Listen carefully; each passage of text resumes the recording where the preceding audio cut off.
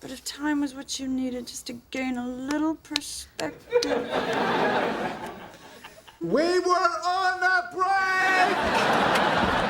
Coffee house? You bet. And for the record, it took 2 people to break up this relationship. Yeah. Welcome back to Thinking Critical. This is Wes, and it is an exciting day. Of course, we have sort of had New Comic Day for the past few weeks as DC has new distribution, but it seems to have been very limited. It was a lot of reprints, not a lot of comics that people would be extremely interested in. But today is the first day Diamond is back up and running. Of course, there is no Marvel, so it's not really a full new comic book day, but the DC titles that they had been distributing through Lunar and UCS are now all coming out via Diamond this week. As well as we got some Image books, we got a little bit of IDW, boom. So it's really the first new comic book day since distribution got halted on 1 April. And here to talk with me about how excited he is, or maybe he isn't, is my good friend Dylan from The Real Comic Book Gamer. How you doing? I'm doing good, man. Thanks for having me back. So what does it feel like? It's been like 7 weeks since we've had a new comic book day. Finally, one is here. Does it feel like we're going back to normal, or does it still feel a little bit different? It still feels a little different because this new comic day is a bit light, and it is on a Tuesday, so it definitely feels different. But I'm excited to get some normalcy, and yeah, I think we're getting there. We're getting back to where we'll get more normal. So I know you were in one of the hot spots in America. I believe you're in the Great Northwest Seattle area. Yep. Are shops even open for you, or are you just going to have to, try and get them shipped, curbside service, something like that? Yeah, so that's the two options right now. You're not allowed to go in any shops currently because comics aren't essential businesses. So curbside pickup, or you can get them shipped, is the current options right now. So once I have books that that are on my poll that come out, because nothing on this week that was on my poll. So whatever books that are on my poll for the following weeks, I'm going to go and do curbside pickup. But yeah, you're not allowed to go in any shops currently. We'll see if that changes towards June. I think it might. I hope so, but who knows at this point.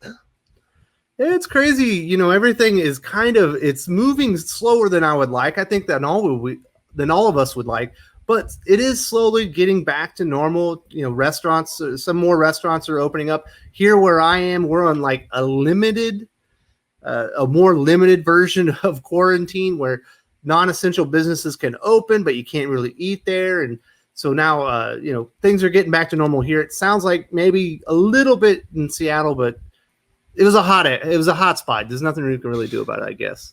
Yeah, we had one of the first cases, so they kind of jumped on. At least we're not as bad as what LA did, where they're just like, we're basically shutting down until there's a cure.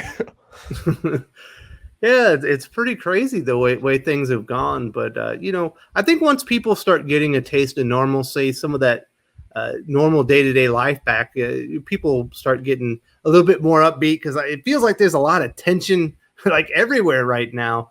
So I think people need some of that normalcy. Just talking about the new comic book day, like we said, it's pretty light, but there are some substantial comics coming out from DC. Like I said earlier, it is a lot of the comics that they were distributing weekly through Lunar and UCS are now coming all through Diamond. But, the big one obviously is Deceased Unkillables #3. We got a new Justice League from Robert Venditti, Justice League Odyssey, Dan Abnett. Actually, DC had a lot of really cool trades and hardcovers come out. The Freedom Fighters Rise of a Nation trade paperback from Robert Venditti came out. Definitely suggest that one. Batman Teenage Mutant Ninja Turtles 3 hardcover came out. That was a great story. The Jeff Johns Green Lantern trade paperback #3, which includes Sinestro Core Wars, is out. It's definitely a must-buy. Tales of the Batman hardcover by Steve Englehart #1. A Transmetropolitan trade paperback deluxe edition. Warren Ellis, obviously one of the more influential comics of modern times. So DC had a lot of big things coming out. Image actually is debuting a #1 with Ludocrats. That's from Kieran Gillen. Some other kind of bigger name writers. Robert Kirkman's Outcast, Rick Remender's Deadly Class, Josh Williamson's Birthright. IDW actually sort of has a Marvel comic coming out. Star Wars Adventures Clone Wars from Michael Morrissey #1. I would be getting that, but they don't do those in the Philippines. On Dark Horse, Kill Whitey Donovan. Boom's got Buffy the Vampire Slayer. So there are some pretty decent comics. Like you said, nothing on your pull list, but I know you ended up getting Unkillables, right? Yeah, I checked out Unkillables. I bought it like right at midnight when it released on Comixology, and it was a pretty good final issue. Again, the art is very spotty, but the issue itself was the best issue of Unkillables yet, because the first two issues were kind of mediocre, but this one was pretty good. It had some of those good emotional moments that the main series had, and some good twists and turns in there. And I quite enjoyed this final issue. Yeah, that was my big complaint when I read Unkillables. I was like, it feels like it's missing like the heart and soul that really set Deceased apart from other like zombie books, where you had a lot of those great character moments. It felt like a lot of zombie action scenes, which are fun, especially if they were better illustrated better. But it felt like it was missing the heart. So you think they brought it back with Unkillables #3? Yes, I'd definitely say they did. There's some moments. I'd say the first half of the book is kind of standard Unkillables, and then after that, something happens and it picks up and it gets much better. And I also do like the duo of Slade Wilson and Jim Gordon. I think that this book made me like that duo more, because prior to that, they didn't do much with them. But in this one, they kind of showed the bond of those two and how they both are just doing this for their daughters. And I really like that aspect of this book. So if viewers are out there and they want to go to their local comic shop and support it, but maybe they weren't reading Deceased Unkillables #3, you're saying go to your local comic shop and pick that one up this week and you won't be disappointed? Yes, I'd say it's a pretty solid book. Yeah, of course, I would also say Justice League 44 by Robert Venditti. We know it's an abbreviated run. Apparently he's got what he considered the opportunity of a lifetime to move off of Justice League and do a dream project. So this is kind of like finishing up his run on the Justice League. It's actually had a really good take. I love the first story arc, with the army of Supermen coming in. So I'll definitely be reading that one. That one's definitely worth checking out. Are you still going to be checking out Justice League until Robert Venditti's off? Yeah, I'll still check out Justice League. That's definitely another book, especially with how light it is right now, that I'll check out, and I hope it's good, because I did enjoy that first story arc with the Deathamites. I like that, so I'm hoping that even though it's an abbreviated run, I'm hoping this new arc is good, and the artist on it looks pretty good as well. Now, I switched from Doug Mankey to a different guy for this next one. It looks pretty, I don't know how to pronounce his name, I was just looking at it, I have no clue how, but the art looks pretty solid on it, so I'll definitely check that out. I don't know. Is there anything else on the list of new comics that kind of caught your eye? Maybe you might try and check out while you're waiting for things to pick up. Well, I'm gonna check out that digital first with Deceased Hope at World's End, and then maybe I'll check out, now that a lot of trades and stuff that I was looking to get, like Daredevil Volume 3 has been delayed till like August or something. When it was supposed to come out like last month. I might check out that TMNT trade. Because man, it sucks. Because there are a couple books I'm reading in trade that I was waiting for to come out that were supposed to come out like last month, and they've been delayed for several months now. So I might check out the TMNT trade. I will tell you, you're gonna like that one. That one's got great art by Freddie Williams III. It's James Tynion III. Not my favorite writer, but he's definitely at home with the Batman Teenage Mutant Ninja Turtles. He really brings it home with that trilogy too. But that sucks about Daredevil, man. That is the best comic book like in the market today, as far as I'm concerned. Just what Chip Zdarsky's doing is mind-blowing, man. Just love it. Yeah, it's fantastic. I couldn't wait to read Volume 3, and then all this happened, and it got delayed for like 4 months or something like that. Yeah, it's just so strange, Marvel's strategy. It's much different than DC. It feels like DC's like taking the initiative here. So let me read these numbers to you. You're not going to believe this.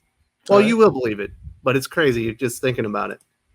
There will be 93 new comics shipped in all of May in the industry, and DC Comics is going to have shipped 49 of them, and Marvel will have shipped 6 of them. Can you believe that?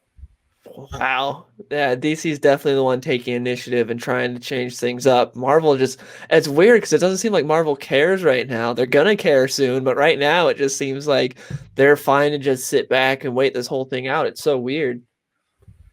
Yeah, and then I was also looking at the graphic novels numbers. Marvel will have released 0 new graphic novels in May 2020 compared to 38 that they did in March, the last full month.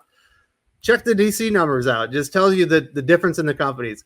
DC released 24 new graphic novels in March 2020. In May of 2020, they're releasing 29, so it's an actual increase. DC's really ahead of the ball here. It's just Marvel doesn't really Like they've had so much time to think things over and decide a strategy, but they haven't come up with anything. Where DC is constantly coming up with new stuff to do.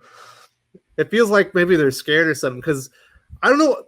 I was reading an article about an interview with Scott Snyder, and Scott Snyder said like the sales for Dark Knights of Death Metal #1 like have blown away their expectations. Like it sounds like comic shops have money and they're actually ready to spend and to bring people in. This might be the chance that DC is needed, since I think the last time they had the market share was when Rebirth launched. And I believe the last time before that was when New 52 launched. But yeah, this might be the time. It'd be funny if during this pandemic is when DC finally took over again, because they should have kept it with Rebirth. They just went too far away, because I felt like they could have kept that momentum going, but then they went too far away from it. New 52, we knew that wasn't going to last long because that was just brand new shiny thing, and that's why that kept. But Rebirth, I felt like they could have kept it going. With this, hopefully they do. Now that Tadio's gone, hopefully they're able to keep this momentum going and keep on with the smart decision making that they've been doing as of late. It definitely feels like they have their shit together and they actually have a plan where, like I said, it feels like Marvel is scared and they're just waiting to see what's going to happen, where DC is trying to like make it happen. Yeah, DC is definitely not waiting for anyone to show them the way. They have strategies, they have ideas, and Marvel is just kind of over there in the corner like, well, we're Marvel, so we're just going to keep doing exactly what we've been doing and not change anything up during this pandemic. It's so stupid. Yeah, it's crazy because, Marvel's big event that's coming out, the thing that everyone was looking forward to, was Ten of Swords. That's coming out in September. By then, Dark Knights of Death Metal, Joker War, and Three Jokers by Jeff Johns, those will all have started their publishing. And all those are going to be so much better. Even most X-Men fans that I've talked to, at least, don't seem too excited for that event. I've seen a lot of people that don't really understand it and don't really care that much about what's going on. And still, it's a Hickman X-Men book, so it'll sell, but I don't see it selling near as well as any of those 3 DC books. Yeah, so I've been a huge fan of Hickman's X-Men, and I'm not excited for it. It kind of sounds stupid, and I'm definitely not excited that Tini Howard's like the co-writer, the co-architect of the series. But I was still going to check it out. It's Jonathan Hickman. He's doing like a big ensemble, big event. He normally he's right at home with stuff like that. Yeah, I hope he does good. But yeah, the whole swords thing, it sounds really stupid on the surface. I'm hoping it's good. I'm not rooting for it to be bad. It's just the main X-Men series ever since after House of X Powers of 10, which was great. After that, it's been very up and down for me, this series. So I'm hoping that he can get back to it with this new event and actually get back to like a solid X-Men book. Yeah, well, I'm just hoping we can start getting back to normal. Finally, we have a new comic book day, and we're actually getting sports back now. I know ESPN, I guess, in the US is playing like the Korean Baseball League. Maybe that'll satiate some people, but finally, we finally got some fighting back. Dana White has been trying to like do UFC fights on special islands and in secret like Indian reservations and stuff like that. And finally, he got 3 cards off in 1 week. That was nuts. Yeah, it was great. We were even going to have it prior to that. We were going to have it last month, but then that governor of California, because the location got leaked, it was going to be on some reservation in California, and then the governor found out because the location got leaked, and he pressured them. He went and pressured ESPN to get it shut down, so they did. So then they went to Florida, where Florida does not care, and they got it put on in Jacksonville, and it was a great event. It sold insane. It sells something like over 700,000 pay-per-view buys, which is really good for a card without like a giant name like Conor McGregor or something like that. So it's sold really, really well, and not like basically none of the fights disappointed at all. And there are so many people on my Twitter feed that don't care about combat sports at all that were tuned in. We're like, this is awesome. It was great to see. Yeah, it's another case of kind of like what DC is doing. UFC is like, no, we're going to be first back to the market because people are wanting sports. They need sports. They need a release, something to take their mind off all this nuttiness, and sports does that. And they were very smart to get out there first, get their product out there. And obviously, Justin Gaethje and Tony Ferguson shouldn't be able to sell 700,000 pay-per-view buys, on their own in a normal month, but people were waiting for it. Yeah, people really wanted to see this card because, like you were saying, there's been no live sports. And then you turn on ESPN and you see the prelims for UFC 249. And it's like, yes, finally, something to, as a distraction, sports to watch. People have been clamoring for it. I think it's really smart of Dana White to do that, and of Florida to allow them to do that. Yeah, really the only thing that hadn't stopped was pro wrestling. And that doesn't really work without a crowd. Like, you need the crowd involved for wrestling to be exciting. So it kind of took the shine off the pro wrestling. Whereas you can do fights without a crowd, and you can still see the technique. You get the commentary, and it can be just as exciting. Yeah, it arguably makes it better because you hear every single shot. And also you hear the guys talking to each other with the Anthony Smith versus Glover Teixeira fight that happened on this last card. While Glover Teixeira was on the ground beating him, you heard him say, "I'm sorry, brother." And Anthony Smith was like, "It's okay." Because Glover Teixeira was like, "It's only business. I'm sorry." He's like, "It's part of the game." And you never would have heard that if there was thousands of fans screaming. So it was like a moment from Karate Kid. I'm sorry, Johnny. I'm sorry. Essentially, yeah. It was hilarious, though. Felt kind of sorry for Anthony Smith, but it was funny. And then also there were multiple fighters that credited Daniel Cormier, who's one of the announcers, for adjusting their game plan. Because he would make something, he would be commentating and be like, "Man, they should really start checking those leg kicks." And then they would hear that, and they'd be like, "Oh, I'm going to start checking leg kicks now." And that happened with like two fighters, with Greg Hardy and Claudia. When that happened with both those fighters, we're like, "Oh, yeah, I'm going to start doing what Daniel Cormier said," and then they both ended up winning their fights, which never would have happened with the crowd. Yeah, Claudia Gadello. If you ever want to see a chick with the most ripped six-pack in the world, that's her. Yeah. Yeah, she fought, what's her name? Angela Hill, I think? Yes. Yes, and she won decision, but she should have lost it. Yeah, Angela Hill won that fight. There was like several decisions at this last card that was not good. It's nice, like we said, new comic book day. We finally have some sports coming out. What's the next big thing that you're looking forward to return to normal? Man. All right. Well, we got, hopefully the NFL season starts off on time. That would be nice. That's going to be weird without fans. So if they continue with that without fans, that's going to be really weird. But the NFL season is what I'm really looking forward to. I'm glad we got fighting back. Comics are coming back now. I'm waiting for my comic shop to open up. But once we get the NFL season started back up, that's when I'll be really excited. Were you heartbroken when you lost the XFL? I know you had some good seats there. Yeah, I went to the XFL, and the game I went to, one of the workers at the stadium had COVID, so that was fun. But yeah, but I was fine, and everyone I went with was fine. But yeah, XFL was fun. It's a lot of dudes that would never make it in the NFL. But it was fun, and also you get super cheap seats, like amazing seats that would be like hundreds, if not thousands of dollars in like a normal game. But for the XFL is like $60. So I'm glad I got my one XFL experience before it all went down. Yeah, it's too bad. The XFL actually looked like it was pretty fun. It was cool, and you were also allowed to hit guys, which is nice, unlike the NFL where guys can't really be hit anymore, especially quarterbacks.